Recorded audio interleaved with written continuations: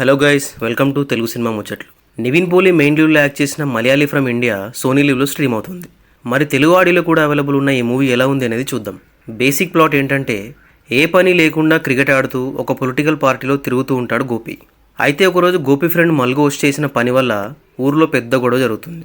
ఇక ఆ సిచ్యువేషన్ నుండి తప్పించుకోవడానికి గోపి గల్ఫ్ వెళ్ళిపోతాడు. అసలు ఆ గొడవ ఏంటి, గల్ఫ్కి వెళ్ళాక గోపి లైఫ్ ఎలా మారింది అనేది మిగతా కథ. అయితే ఈ cinema title announcement video release అయిన తర్వాత ఇదేదో డిఫరెంట్గా ఉంది, ఈసారి నివిన్ పోలి హిట్ కొట్టేలా ఉన్నాడు అనిపించింది. కానీ సినిమా రిలీజ్ అయ్యాక రివ్యూస్ మాత్రం కంప్లీట్ అపోజిట్ వచ్చాయి. ఇక నివిన్ పోలి మళ్ళీ ఫ్లాప్ చూడక తప్పలేదు. ఇక సినిమా చూసాక నాకేమనిపించిందంటే, అసలు ఏం సినిమా ఇది, సినిమా ఎట్నుంచి ఎట్టిపోతుంది, అసలు డైరెక్టర్ ఏం చెప్పాలనుకున్నాడు, ఇలా చాలా అనిపించాయి.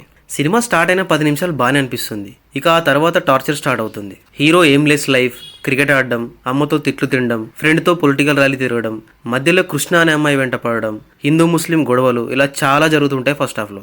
కానీ ఏ ఒక్కటి కూడా ఇంట్రెస్ట్ని క్రియేట్ చేయదు. అసలు హీరో క్యారెక్టర్ని ఫన్నీగా డిజైన్ చేసి పొలిటికల్ గొడవలు, హిందూ ముస్లిం గొడవలు లాంటి సీరియస్ పాయింట్స్ని పెట్టడంతో అసలు ఎక్కడా సింక్ అనిపించదు. సీరియస్ సీన్స్ కూడా కామెడీ అయిపోవడంతో స్టోరీతో ఎక్కడా కనెక్ట్ అవ్వలేం. ఫస్ట్ హాఫ్లో ఏదైనా బాగుంది అంటే నివిన్ పోలి కామెడీ మాత్రమే, అండ్ తెలుగు డబ్బింగ్ కూడా బాగుంది. ఇక సెకండ్ హాఫ్ కంప్లీట్గా గల్ఫ్కి షిఫ్ట్ అవుతుంది. ఫస్ట్ హాఫ్ కంటే సెకండ్ హాఫ్ కొంచెం బెటర్ అని చెప్పొచ్చు. అసలు ఫస్ట్ హాఫ్కి సెకండ్ హాఫ్కి ఎక్కడ సంబంధమే ఉండదు. అండ్ సెకండ్ హాఫ్ చూస్తుంటే రీసెంట్గా రిలీజ్ అయిన ఆడు జీవితం గుర్తొస్తుంది. కాకపోతే ఈ సినిమా మొత్తం ఫన్నీగా ఉంటుంది. అయితే సెకండ్ హాఫ్ కూడా స్లోగా వెళ్తూ ఉంటుంది. కానీ హీరో అండ్ పాకిస్తాన్ ఫ్రెండ్ మధ్య వచ్చే సీన్స్ కొన్ని బాగుంటాయి. అండ్ నివిన్ పోలి కామెడీ కూడా కాసేపు బాగానే ఉంటుంది. అసలు ప్రాబ్లం ఏంటంటే, సినిమా ఎటుపోయి ఎక్కడ ఎండ్ అవుతుందో తెలుసుకోవడం చాలా కష్టం. సెకండ్ హాఫ్లో కూడా ఏవేవో జరుగుతూనే ఉంటాయి. అవన్నీ చెప్పడం కన్నా చూస్తేనే బెటర్. ఇక అడల్ట్ కంటెంట్ అయితే ఏం లేదు, ఫ్యామిలీతో చూసేయచ్చు. యాక్టింగ్ విషయానికి వస్తే గోపిగా నివిన్ పోలి బాగా చేశాడు. కానీ స్టోరీ మొత్తం వినకుండానే ఈ సినిమా ఓకే చేశాడా అనిపిస్తుంది. చిన్న చిన్న ఎక్స్ప్రెషన్స్, కామెడీ అన్నీ బాగా చేశాడు. కానీ సినిమాలో మ్యాటర్ లేకుండా పోయింది. ఇక గోపి ఫ్రెండ్గా చేసిన ధ్యాన్ శ్రీనివాసన్ కూడా బాగా చేశాడు. ఇద్దరి కెమిస్ట్రీ బాగుంటుంది. ఇక కృష్ణగా చేసిన అనస్వర రాజన్, తన గురించి చెప్పడానికి ఏం లేదు. ఎందుకంటే ఫస్ట్ హాఫ్లో ఇలా వచ్చి అలా వెళ్ళిపోతుంది.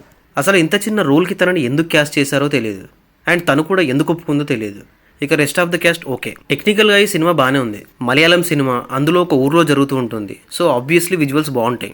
జేక్స్ బేజాయ్ కంపోజ్ చేసిన 2 సాంగ్స్ బాగున్నాయి. అండ్ అవి కూడా మలయాళంలోనే ఉంటాయి. అండ్ బ్యాక్గ్రౌండ్ స్కోర్ యావరేజ్గా ఉంది. ఇక డైరెక్టర్ డిజోజో శాంటోని జనగణమన లాంటి సినిమా తర్వాత ఈ సినిమా చేశాడు. ఈ 2 సినిమాలు తీసింది ఇతనే అంటే ఎవరు నమ్మరేమో. జనగణమనలో రైటింగ్ ఎంత స్ట్రాంగ్గా ఉంటుందో ఈ మలయాళీ ఫ్రమ్ ఇండియాలో అంత వీక్గా ఉంటుంది. రైటింగ్, టేకింగ్, స్క్రీన్ ప్లే ప్రతి దాంట్లో డిసప్పాయింట్ చేశాడు. ఓవరాల్గా ఈ మలయాళీ ఫ్రమ్ ఇండియా ఒక్కోసారి కూడా చూడడం కష్టమే. నివిన్ పోలి ఫ్యాన్ అయితే ట్రై చేయండి, లేదంటే స్కిప్ చేయడం బెటర్. That's it guys. మీరు ఈ మూవీని చూస్తుంటే మీ ఒపీనియన్స్ని కమెంట్స్లో మెన్షన్ చేయండి. అండ్ ఈ వీడియో నచ్చితే ఒక లైక్ కొట్టి మా ఛానల్కి సబ్స్క్రైబ్ చేసుకోవడం మాత్రం మర్చిపోకండి. Thank you for watching this video.